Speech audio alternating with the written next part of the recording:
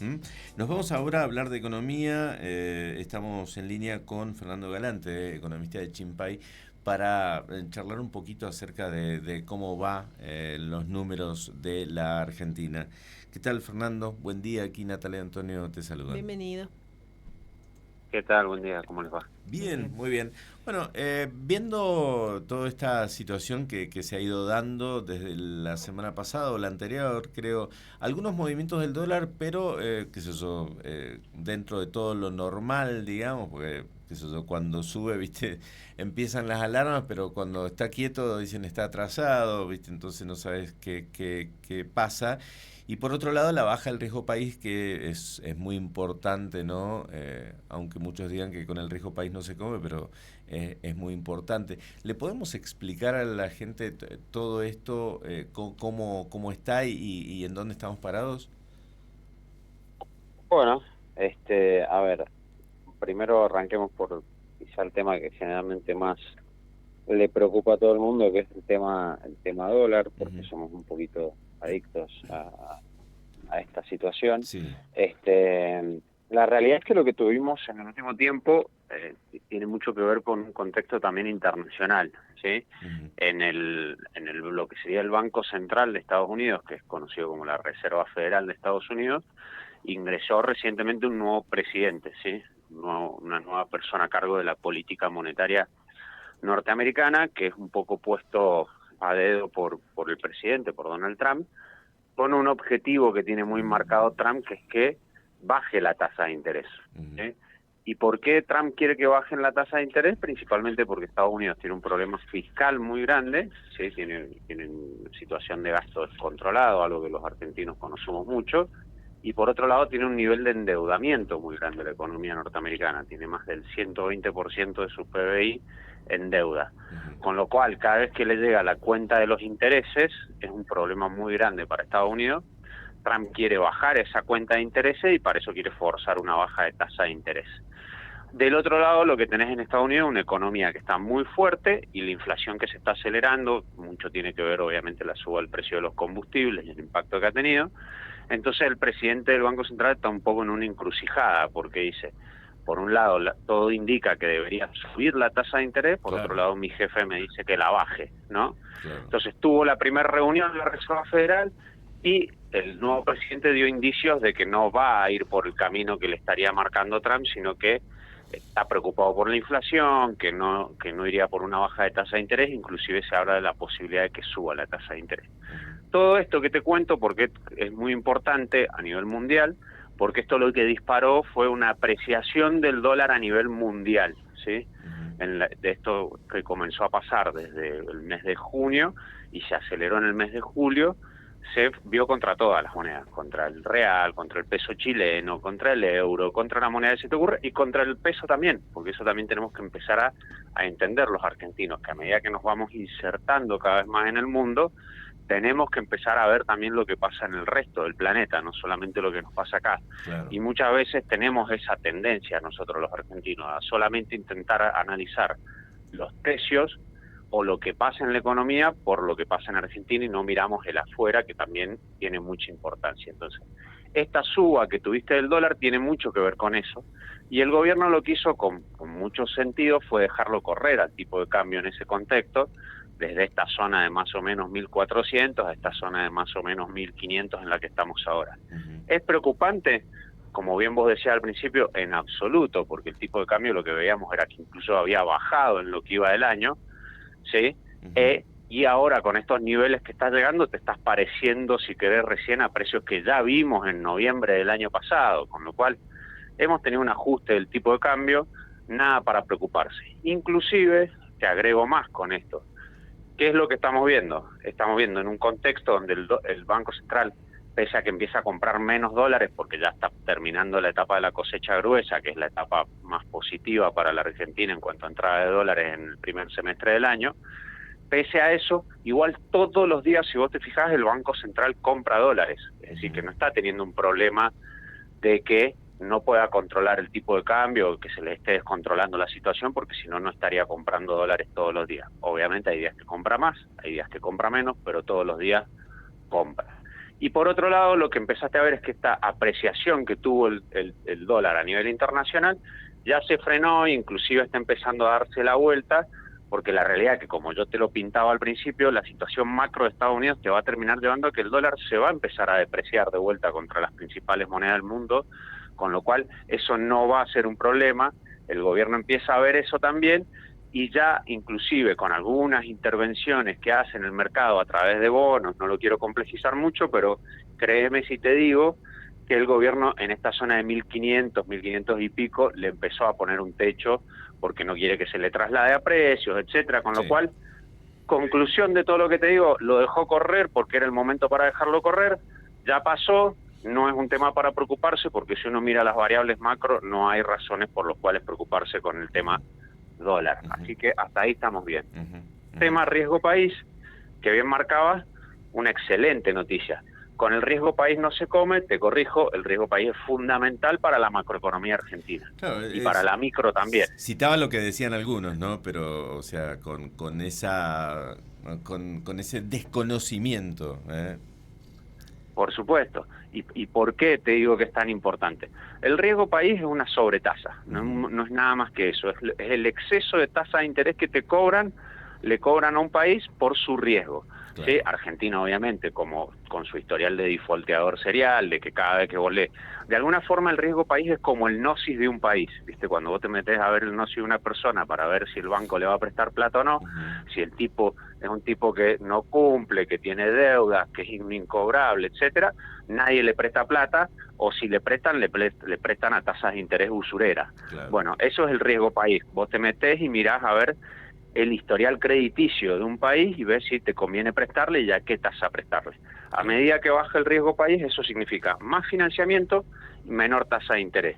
No solo para el país, no solo para el gobierno, sino para el país en su conjunto, para las empresas que operan, etcétera. Entonces, que baje el riesgo país significa, por el otro lado, más crédito a mejores tasas, y eso reactiva la economía. Son más inversiones, es más movimiento económico, es más empleo. Entonces, tenemos que celebrar cada vez que baja el riesgo país porque es muy importante para la macro, con lo cual la mejora de las calificaciones y todo esto, este círculo virtuoso que venimos viendo en estos últimos semanas, que ha llevado a que el riesgo país esté ahí peleando por meterse abajo de los 400 puntos, es una excelente noticia para la Argentina. Así que hay que celebrarlo, no hay que preocuparse por el hecho de que no se come con eso, ¿no? Claro, sí. Y después me hacía una consulta más que no me acuerdo cuál era. No, esas fueron las dos consultas, qué sé yo, llevándolo a la época donde estábamos con un riesgo país por encima de los 2.700 puntos. Imagínate, pagábamos 27% más la tasa internacional, ¿no? Correcto. O sea que pagábamos más del 30% de interés. Cuando hoy pagás tal vez un 6, un 7, un 8, y no más que eso con el riesgo país que hay en este momento. Fernando, ¿Es así o no? Correcto, sí, totalmente, y eso te deja muchos proyectos de inversión afuera, porque vos siempre cuando vos vas a analizar un proyecto de inversión, vos lo que analizás es la tasa de interés a la que te financiás y la rentabilidad que te da un proyecto. Claro. Imagínate, la tasa de interés a la que te financiás es, como bien vos decías, niveles del 30%, claro. Casi ningún proyecto es rentable en ese contexto, y por eso las inversiones desaparecen. Claro. Cambia totalmente cuando vos vas a niveles de tasa de interés normales, empieza a haber un montón de proyectos que pasan a ser rentables y se activa la economía. Fernando, ¿qué puede estar pasando también o qué se puede decir proyectando un poco hacia adelante? Porque evidentemente uno mira su espacio, su metro cuadrado, hay algunos números que siguen aumentando en algunos aspectos. Por ejemplo, hoy conocemos que los materiales de la construcción siguen un poco hacia arriba, esto puede empujar también la inflación, hoy aumenta el colectivo también. Bueno, ¿qué es lo que podemos esperar? Porque la gente, aquellos que no estamos mucho en economía, en el número fino, bueno, queremos una cosa real, ¿no? ¿Cuándo se va a empezar a ver? Bueno, se está viendo. Lo que pasa es que volvemos a algo que lo venimos hablando y que se hablaba desde el principio de año, cuando decíamos, bueno, este año vamos a ir viendo cómo las variables van a ir mejorando, vamos hacia un año de crecimiento, vamos hacia un año de caída de la inflación, que es lo que estamos viendo. Ahora se va a conocer el índice de de junio y vamos a ver que nos vamos a meter abajo del 2% mensual, y ya las proyecciones están bastante por abajo de eso, inclusive para los próximos meses en niveles por abajo del 1,5% mensual, con lo cual todo eso tiene una repercusión directa en que en una mejora en el salario real, que lo vimos, digamos, el último indicador que salió de salario real dio aumento en todos los componentes, con lo cual se empieza a ver cuál es sí la realidad y que es lo mismo que hablábamos a principio de año y que va a seguir pasando. Esto es lento y va a seguir siendo lento. Entonces, ¿vamos hacia un año de crecimiento? Sí, nosotros, por ejemplo, somos muy optimistas, estamos esperando un crecimiento del 4% anual. La mayoría de las consultoras están más cerca del 3,5%. A esos niveles de crecimiento no vas a un boom de crecimiento de tasas de 2 dígitos, más del 10%, etcétera. Y esta situación que venimos viendo desde hace tiempo, donde hay mucha dispersión en el crecimiento, sectores muy beneficiados y sectores muy perjudicados, lo vas a seguir teniendo, porque junto con esto hay un cambio de matriz productiva en la Argentina, de una matriz que solamente funcionaba con un exceso de proteccionismo, con un exceso de gasto, con una economía hiperinflacionaria que al final del día al que más perjudicaba era la gente de pie, porque significaba destrucción constante del poder adquisitivo. Estamos yendo a una matriz productiva más normal, con cierta apertura comercial, con niveles de inflación más lógicos, donde hay que tener otra competitividad. Entonces, obviamente te cambia mucho la Argentina, depende con quién hablas. Si vos hablas con una persona que está metida en el sector de energía, en el sector de minería, en el sector de pesca y en sectores que se empiezan a reactivar, bueno, obviamente esa persona está mucho mejor que si hablas con una persona que venía de laburar en el sector textil. Claro. Y eso lo vas a seguir viendo y vas a tener que tener ese movimiento de recursos que van a salir de sectores que inclusive van a desaparecer y van a tener que ir a sectores más productivos, ¿no? Entonces, todavía nos queda un largo camino para recorrer en ese sentido. El Ministerio de Economía, Caputo, estuvo haciendo algunos ajustes para evitar, como siempre, que la política, que la campaña generen interferencias en lo económico. ¿De qué se trata eso y cómo lograría el gobierno evitar o tratar de evitar que haya turbulencias? Bueno, esto tiene mucho que ver con lo que pasó el año pasado y que todos lo vivimos, ¿sí? Cuando fueron inclusive elecciones legislativas. Sí. El año que viene las elecciones son presidenciales, con lo cual la relevancia debería ser mucho mayor y los riesgos deberían ser mucho mayores. ¿Qué es lo que vimos el año pasado? Y que ante el riesgo que percibe el mercado de que pueda haber un aborto de este nuevo plan económico que viene siguiendo el gobierno, y esto sí me gusta hacer mucho énfasis en esto, el mercado no le interesan los nombres, no le interesa si es Milei o si se llama Juan Carlos o cómo se va a llamar la persona que pueda venir. Lo que le interesa es qué viene a hacer, ¿sí? Claro. Entonces esto va a tener que ver mucho con el tipo de oposición que uno tenga. Si la oposición viene a decir, che, todo lo que se hizo está mal, hay que volver al déficit fiscal, no hay que reconocer la deuda, hay que incumplir los pagos, todas esas estupideces que tantas veces se hablan en la Argentina, ese nivel de irresponsabilidad que pueda tener esa oposición, bueno, obviamente va a generar más turbulencia.